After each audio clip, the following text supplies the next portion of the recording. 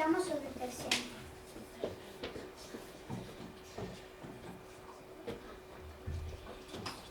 Y votamos los colorantes.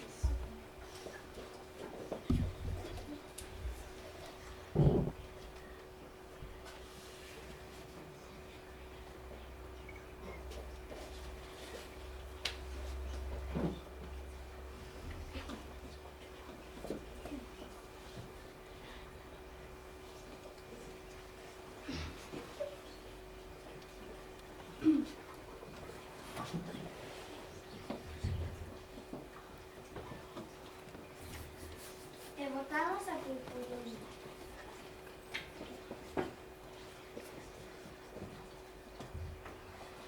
Por último, votamos los bicarbonatos sólidos.